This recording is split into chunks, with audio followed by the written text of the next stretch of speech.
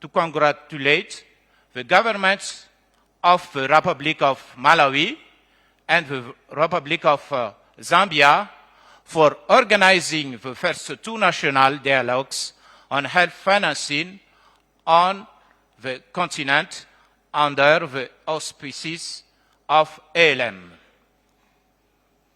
The African Union Commission looks forward to hearing how holistic engagement with elected officials, policymakers, civil society, and private sectors has helped to advance health financing reforms as well as key lessons and learnings.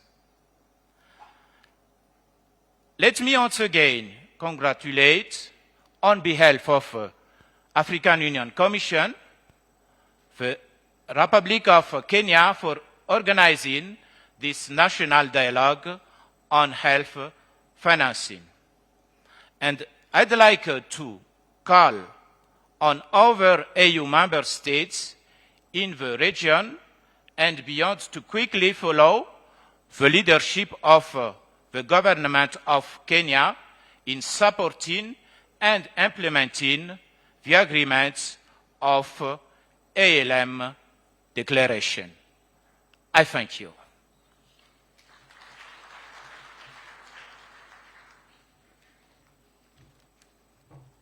Ladies and gentlemen, let's give him another round of applause. The Prime Cabinet Secretary, Chief Guest, allow me then to invite the Chair of the Health Committee of the COG, His Excellency Midomi Njuki. Welcome, sir.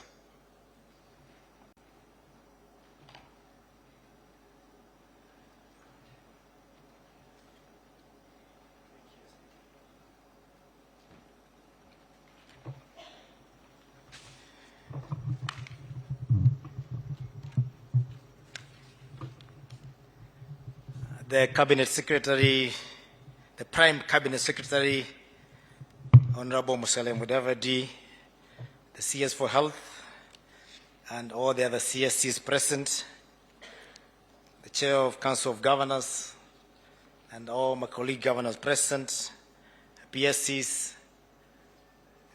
development partners, and all the sagas involved, Deputy Governors, ladies and gentlemen. For the interest of time, I have been given a speech to read, which I do not want to read, because we all know why we are here. It is simply because of health financing.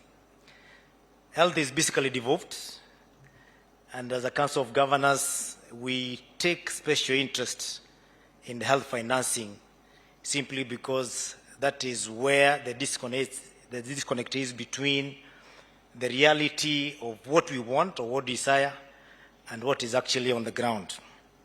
Allow me to note, the Chief Guest, that is not the first time we have this kind of meeting in Africa. We had one in Abuja in 2001, and we agreed that we upgrade our financing to the health to at least 15%.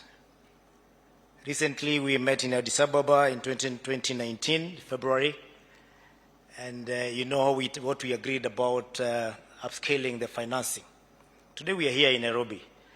I don't want to see the same talk, but I believe having gone through it several times, now we have a reason to take it more seriously, because the universal health coverage in Kenya, which has been our dream for quite some time now, in several dispensations of government, including this one of His Excellency William Ruto, the desire to ensure that every Kenyan has a right to affordable health care, not only just affordable, but also when it is required.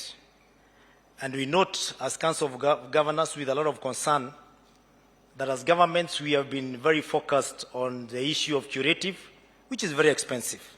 We wait for our people to get sick. We take them to hospitals. You buy magnificent big equipment that are very expensive.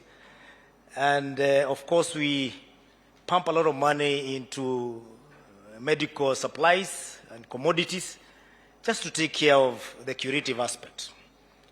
Yet, if we are to meet our people at the point of need, and that is at the preventive level, we would reduce the queues, the number of patients that are flocking our facilities requiring very intensive health care because they are already sick.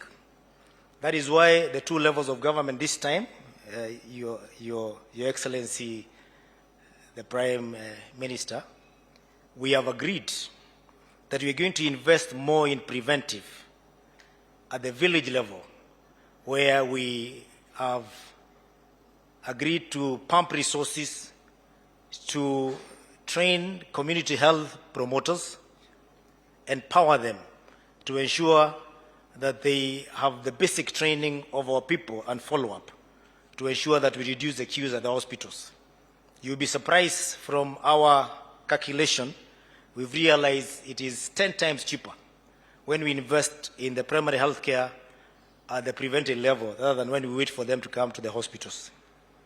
A very ambitious program that is being rolled out between the Ministry of Health and us as a Council of Governors, and what we call the primary healthcare units, where we've discovered that because of lack of a system that governs how we patients, we have had a breakdown of systems, and we do not have the category we do not have comprehensive referral system that is guided by principles of diagnosis. You will be surprised that our level 5s and level 6 are congested with patients who have done themselves a self-referral. You have a headache at the village level, you don't want to visit your dispensary because you feel I can only get cured at level 5, at level 6. So you take yourself there, you queue among the others who are very critically sick, and at the end of the day, most people who are critically ill end up not getting justice because they are competing with the ones who just have a flu, they have a headache out of maybe fatigue that would have been cured at the dispensary level. And that is why we welcome, as the Council of Governors, the move by the national government to jointly create a system that has got primary healthcare units that are going to be domiciled at the sub-county level, that will not allow patients to self-check themselves, or rather to self-refer themselves to the county level or the level 5. What that will do is that the most critically ill people will get treatment without a hassle at the level 5s, while we take care of this other level, which is domicile, or it is anchored on primary, or what we call the CHPs. Initially we used to call them the CHV. CHV is supposed to be the community health workers or volunteers. We have now renamed them. We realize volunteers sometimes don't have a responsibility, and we rename them to promoters, which gives them a self-esteem because they are now promoting health at the primary level. Lastly, Your Excellency, as a Council of Governors, we've realized that our nation has had a very heavy investment by the development partners on the primary health care. Sometimes you'll be surprised that they even invest more than we do as a government. I am talking about programs like Danida, who have been taking care of our level 2 and level 3. But that funding at all levels, since Kenya has become now a middle income country, it is dwindling. And they know it. We have been having a conversation around it. So what is the solution of a donor-funded system which slowly the donors are pulling out? If we don't invest and match what they've been giving us, it means very soon our system will collapse. We'll be having expectations by our clients, same or even more than before, or higher than before, but we'll be having less resources. That is why we have agreed as Council of Governors, we must ring-fence all the resources that are realized from our facilities, because from level 4, 5, and 6, it is not free to be treated. They pay. But most those resources, because of the law that we have in place, which is well known to the Treasury, all the money is collected at the county level. It does not matter whether it's from a patient, whether it's from a mama boga, all of that money has to find its way back to the Treasury. And then the Treasury allows us to use it again. They channel it back to the counties. Where does it find its way? Health that time is not a priority. You are dealing with MCAs who want salary increase, you take the money there, the money that was collected from hospital. You are dealing with bad roads that the community is screaming about every morning. The money that was collected from health facilities finds its way to the roads. Do the health facilities make noise? Of course not. They are silent. If you look at the cadre of employees that we have in hospitals, they are professionals, they are very quiet. They give and they don't expect anything back. So what have we done to cure this? We have agreed that all counties pass a law we call Facility Improvement Fund, which basically means all monies collected from the hospitals has to be ring-fenced, and it is supposed to utilize in those hospitals to improve the healthcare in those hospitals. That way, we will be having at least a reduced burden of having to wait for resources from the national government, what we normally call the normal disbursement that you know about, that we always, we are civilized governors, so we don't go to the roads with twigs and say akietu. But we hear it on the media. It may not be by us, it could be by our people. But when we have delayed disbursement, at least the Facility Improvement Fund, which is supposed to sit in our counties in special accounts, or rather what we call special purpose account, will be utilized at the health facilities. To date, out of 47 counties, 25 counties have already passed that bill. It is now an act in most of those counties. We have urged the other counties that have not passed the same law to expedite it, so that by the time we are rolling out universal health care, we will be in a place where we can say our facilities have self-sustainable programs to address health issues. Lastly, Your Excellency, I can see the chairman of National Hospital Insurance Fund here. Out there, 90% of the health facilities in Kenya are public.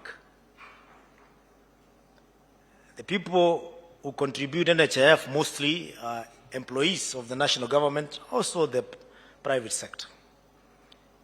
But you'll be surprised to know, because public facilities also are not very aggressive in reclaiming the National Hospital Insurance Fund refund. 90% of those resources go to the private hospitals, yet the private hospitals are only 10%. 10% is what finds its way to the public facilities. What therefore can we do as a government and as a people to ensure that we have a balance, so that at least what is contributed by taxpayers of government of Kenya can find their way to help very needy people at the village level in our public sector. We have to improve the facilities, we have to be more aggressive, and also, I don't know what can be done, but Bwana Kamau has an idea what can be done, so that we can have more claims by the public facilities rather than the private sector. I have nothing against private sector. My daughter is doing medicine, and a clamor is not to go and serve the public. She wants to do a hospital. So we shall also be having one very soon.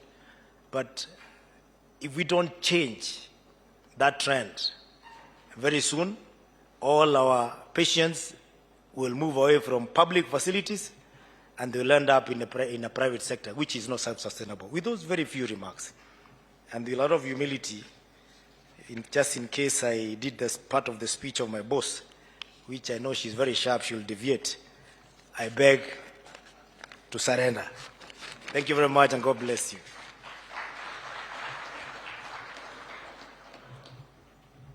Thank you, Excellency.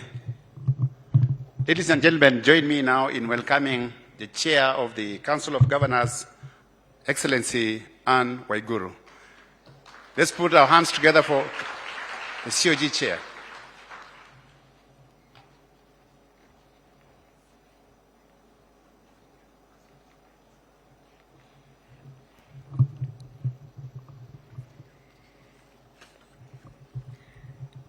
My colleague has said everything I wanted to say,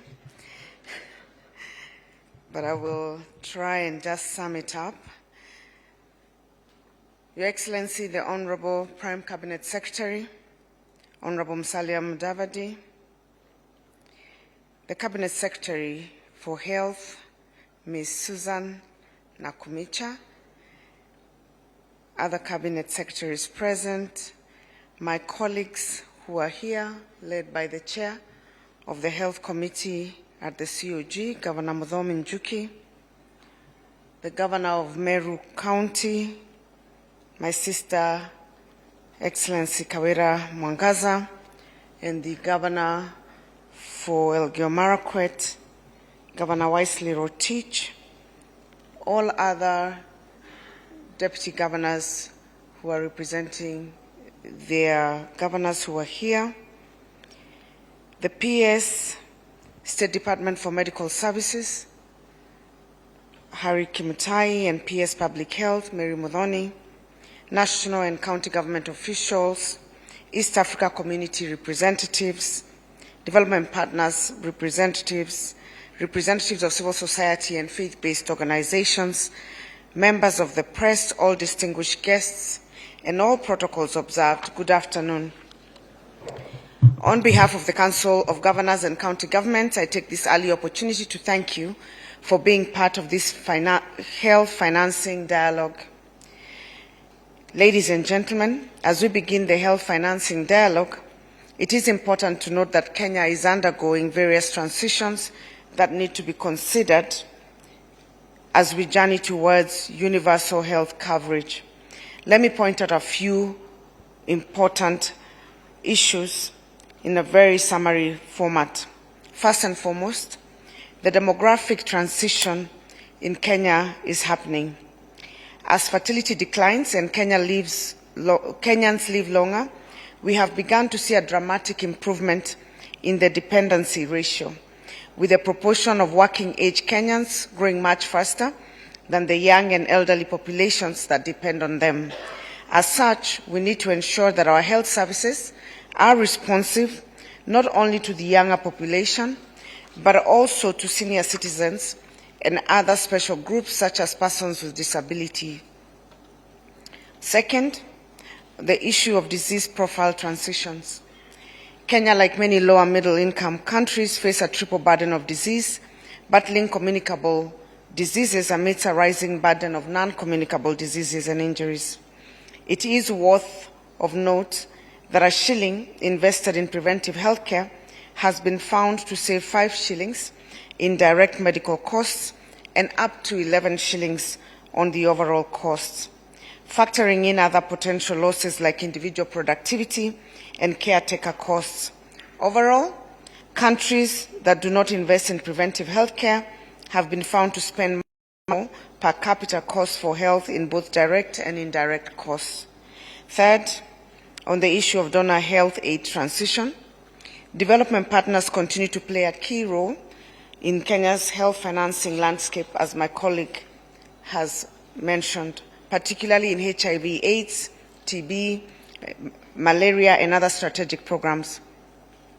Following the rebasing of Kenya's economy to a middle-income economy in 2015, most donors have started reducing funding support to Kenya. As such, there is need for progressive increment of local resources to health. Fourth, the role of the private sector. Public-private partnerships in which the private partners bring capital are a powerful tool for off-balance sheet financing of public projects. This is especially important when we are operating in a context of restrained fiscal space. We need to embrace private and public partnership more while ensuring that the options proposed are commercially viable and have acceptable levels of risk to government. Distinguished participants, in light of those above considerations, I will highlight a few county government priorities with regard to domestic resource mobilization. Number one, we intend to progressively increase the health sector budget annually to cover the drop in external financing. Ultimately, we will increase the government allocation. We should work to increase the government allocation to the health sector from the current 11% to 15% in line with the Abuja Declaration of 2001.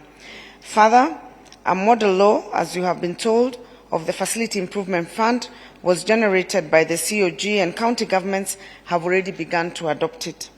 FIF will guarantee that health facilities are able to easily absorb the operational and maintenance costs. Two, that we will work with the national government to implement the President's agenda on health insurance coverage for all, and indeed UHC for all Kenyans. As we do this, we will work towards ensuring that the NHIF reimbursements to public health facilities are predictable, timely, and reliable to allow health facilities to better plan and meet the health needs of the catchment populations they serve. Number three, that we intend to leverage on private sector investment to health through entering into accountable PPPs. Our request to the National Treasury and to Parliament is that they speedily put in place the necessary legal infrastructure that will facilitate PPPs at the county level. Number four, that funds such as Edu Afya, Linda Mama, Linda Jamii, and health insurance subsidy programs are expeditiously disbursed to counties. And number five, that the financial burden of the human resource for health be discussed and a sustainable solution found. Counties to date continue to bear the burden of cost of specialists who are undergoing training, yet they cannot replace them.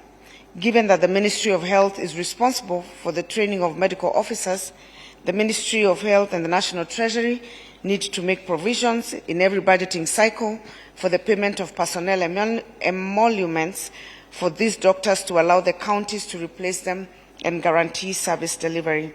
Finally, ladies and gentlemen, county governments are fully committed to providing the highest quality of health services and maximize opportunities for disease prevention, treatment, rehabilitation, and care.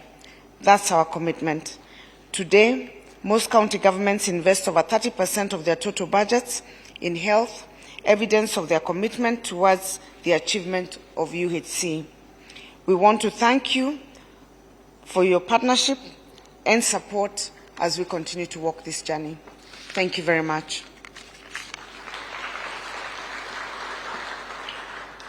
With those few remarks, it is now my honor to invite my sister, CS for Health, Ms. Susan Nakumicha.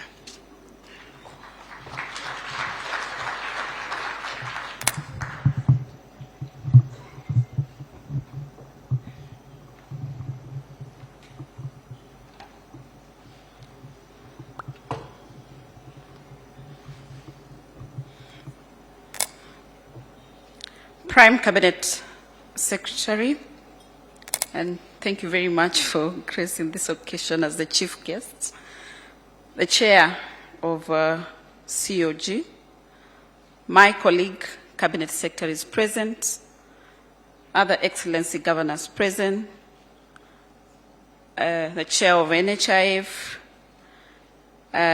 distinguished guests, ladies and gentlemen. It is my pleasure to host this first National Health Financing Dialogue following the Africa Leadership Meeting Declaration of 2019. Kenya is the first country in East Africa and the third country in Africa to hold this very important national dialogue.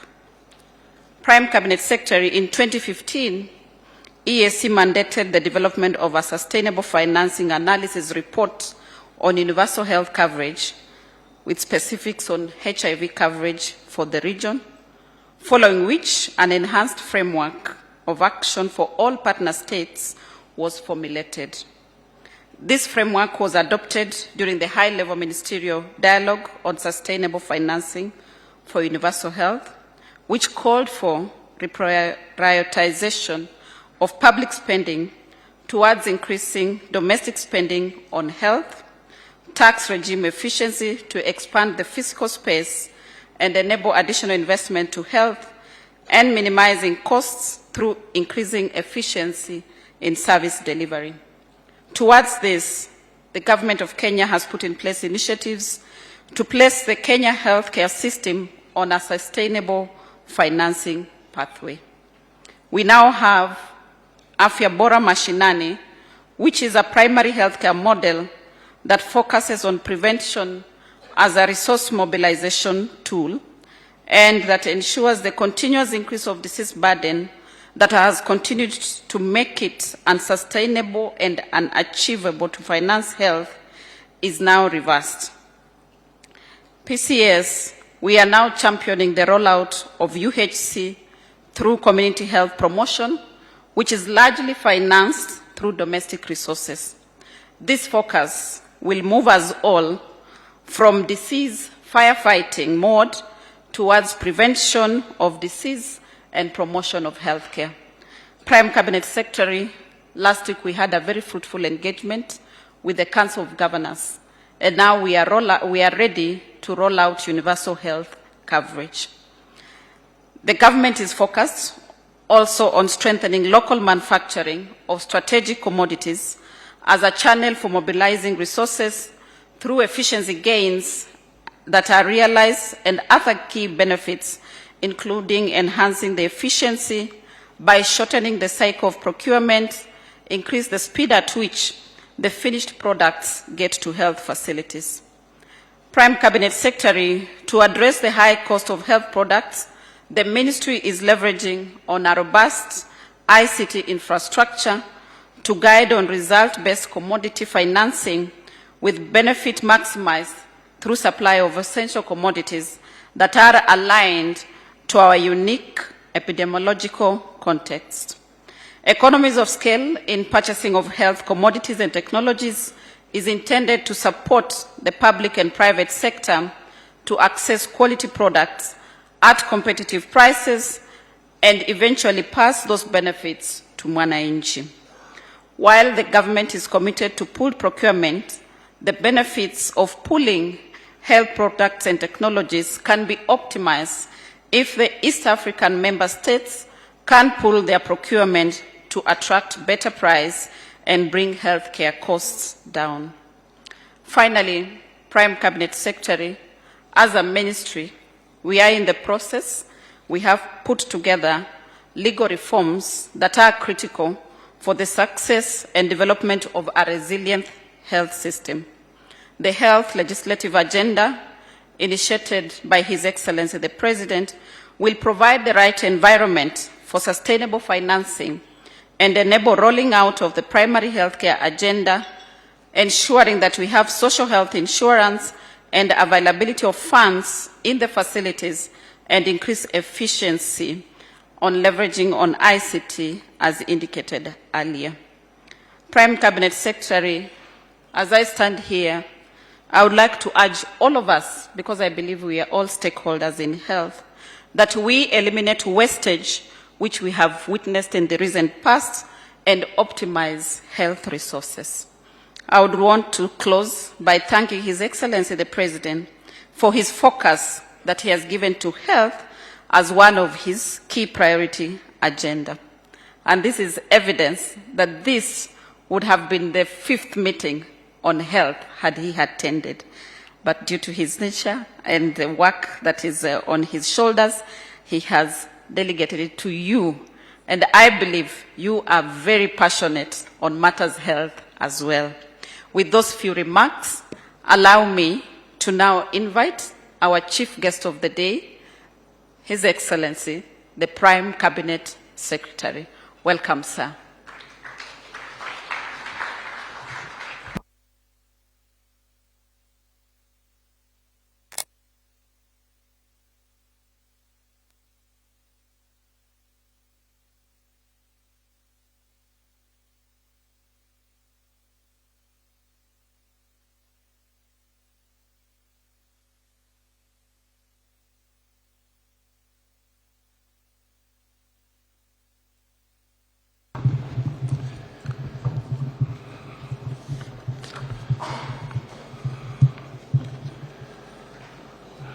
Good afternoon, ladies and gentlemen. I don't know whether I've come to the rescue of the President or he has come to our rescue.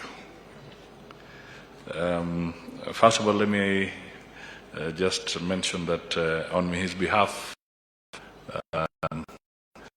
was summoned to come and give his statement. So I'll be saying, had he been here, maybe not as eloquently, but I'll say what he wanted to say. So, as Governor Waiguru has stated, and Waziri, he got held up in some other engagements and dispatched me here to make his remarks. So, the speech I'm making is not mine, it's his. Your Excellency, Honorable Anne Waiguru, Governor Kirinyaga County, and Chairperson of the Council of Governors, Your Excellency Muthomi Njuki, Governor of Tharaka Nithi and Chair of the Health Committee of the Council of Governors, Your Excellencies Governors who are here, my colleagues who are present, the Chief Executive of the Council of Governors, international dignitaries, distinguished guests, ladies and gentlemen.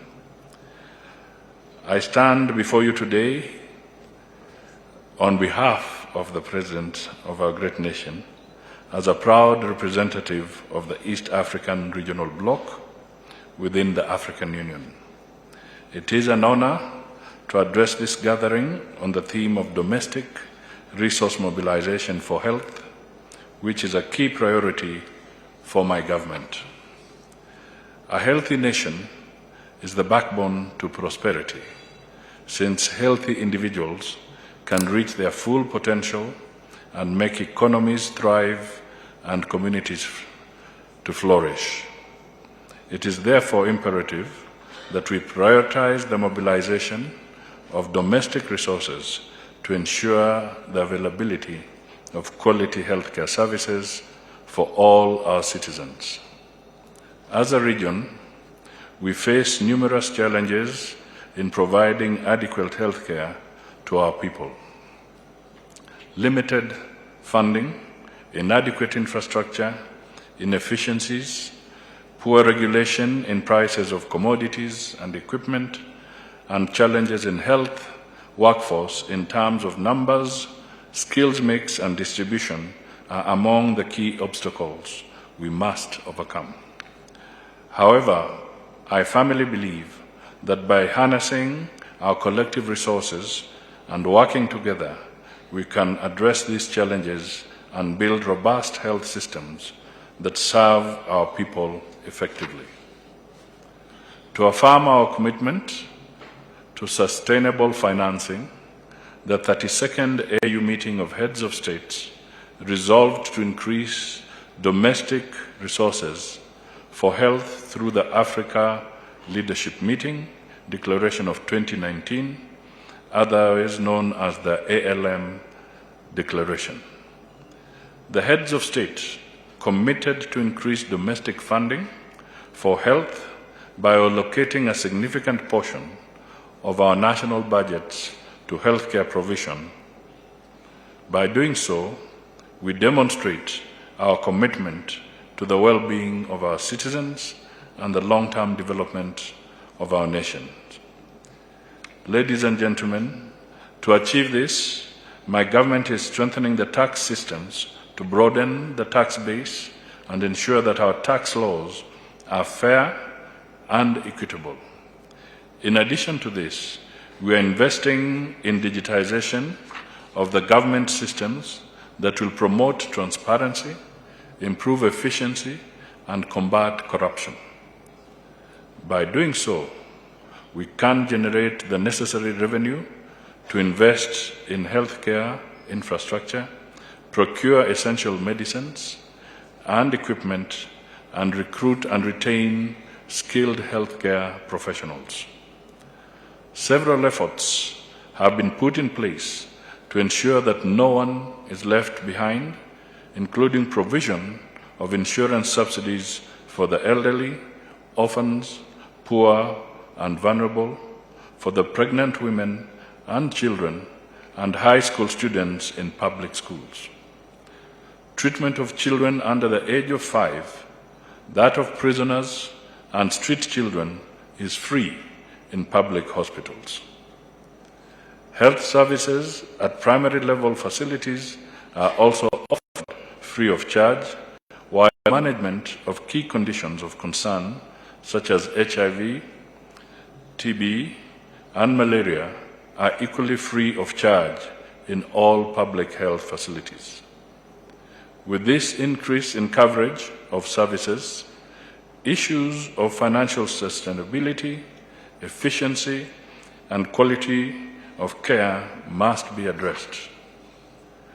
Distinguished ladies and gentlemen, our strong collaboration with other key stakeholders, such as our development partners, civil society, and faith-based organizations, has ensured that their priorities are aligned to the overall government priorities, which is vital for mobilizing resources for health, avoidance of duplication of interventions, and ensuring equity in service delivery. My government has also supported public-private partnerships that encourage private sector investment in the health sector. By leveraging the expertise and resources of the private sector, we will improve service delivery and expand access to health care and stimulate economic growth. It has been shown that for every dollar invested in primary health care, the return on investment is $16. My government is therefore putting emphasis on preventive health care through revamped community and primary health care services. For the first time ever, all the 100,000 community health promoters will receive a stipend on a matching basis between the county government and national government. Be provided for a kit to ensure that they are well equipped and to provide services to the community, and a tablet to allow them to keep track of the households under their care in a more effective manner. By focusing on primary healthcare strategies such as vaccinations, health education, and early disease detection and treatment, we can reduce the burden of illness and the associated costs. This, in turn, will free up resources that can be redirected towards strengthening our health systems. Education and awareness are integral components of our strategy. We must educate our citizens about the importance of health and the need to contribute towards its financing, given that 15 million of our country's population is in the informal sector, relative to 3 million in the formal sector. By promoting a culture of health, insurance, and social solidarity, we can ensure that the burden of healthcare costs is shared and no one is left behind. Distinguished guests, I urge each member of our regional bloc to take decisive action in mobilizing domestic resources for health. Let us collaborate closely, but share best practices and learn from one another's successes and challenges. Together, we can build resilient health systems that promote the well-being of our people and drive sustainable development in our region. In conclusion, I am confident that by mobilizing domestic resources, strengthening our tax systems, promoting public-private partnerships, aligning partner priorities to our government priorities, strong collaboration between the national and county governments and investing in preventive health care, we can overcome the challenges we face in providing quality health care services to our citizens. Let us seize this opportunity to make a lasting impact on the health and well-being of our country, region, and continent. End of statement by His Excellency President William Samoei Ruto. So, ladies and gentlemen, when the President has spoken, you don't say much. But just on a lighter note, just maybe 2 points. One, it's important to note that in this year's budget, 2023-2024, the government has set aside about 141 billion Kenya shillings for the health sector, which is a very may not be enough, but it is quite substantial under the circumstances that we are in. So the government is definitely making a very deliberate and precise statement that this is a sector that must continue to receive all our support as players. The second thing that I can only say is that the private sector must also enhance its footprint in this sector of health. It's not possible for us to just carry this from the taxpayers' money. We will need the support and involvement and partnership of the private sector. So my only message to you this evening is that let us not view the private sector as the opposition in this sector. Sometimes we tend to go to some extreme positions where the private sector are viewed as villains when it comes to trying to collaborate on matters as critical as this. So my encouragement to you is that let us broaden those partnerships and deepen them as much as we will endeavor as government to raise more and allocate more going forward in terms of the public resources that are available from the Kenyan taxpayer. And finally, knowing that there's likely to be perhaps reduced funding in this area from some of our partners because of where we are and maybe some of the things that are happening globally, I think then that special attention of further mobilization of domestic resources for funding becomes extremely critical. I'm sure some of you may have been watching closely the recent summit of the heads of state in Paris. Very powerful statements came from the heads of state who did speak there. The President of Kenya, I think, is it Nguesso? And even Ramaphosa. They made some very, very fundamental statements that require special attention globally, and we ourselves have to know what we can do. And I can flag out specifically when Ramaphosa was talking about how African countries or the least developed countries were struggling to get the COVID vaccinations. He was almost in tears from what I could see. So clearly the message that comes out there is that tears may not move those partners out there.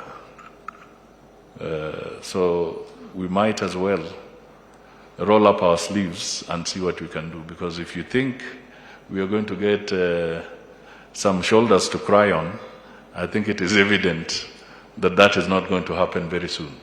It is up to us to mobilize and raise those resources out here.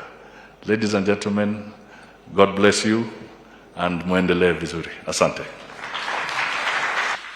Another round of applause, ladies and gentlemen. We request you, Your Excellency, to remain on stage for a brief session of photos. We also thank His Excellency, the President in absentia. So I request kindly that the Prime CS, together with the Council of Governors Chair and all governors present, to come on stage for a photo. They will be followed by the Prime CS again. Welcome, sir. The Prime CS again, CS Health, and AU representatives. So we begin with the Prime CS. CS is present, Council of Governors Chair, and all governors present. Kindly.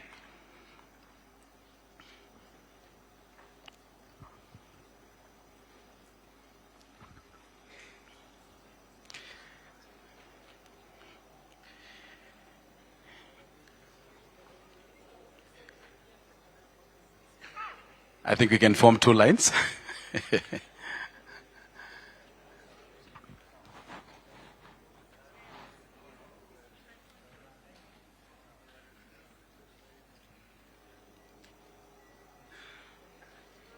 Thank you very much. In the meantime, I request the rest to sit, except the Prime CS, CS Health, and they will be joined by AU representatives in the House.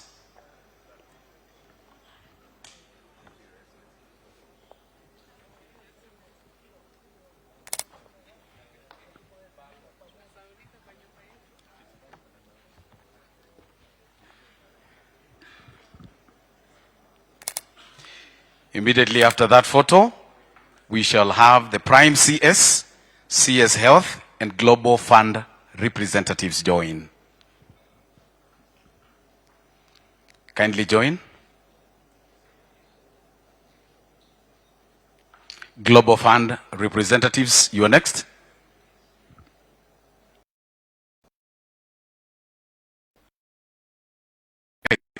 I request now the Prime CS, CS Health, and WHO representatives to join immediately after this particular one.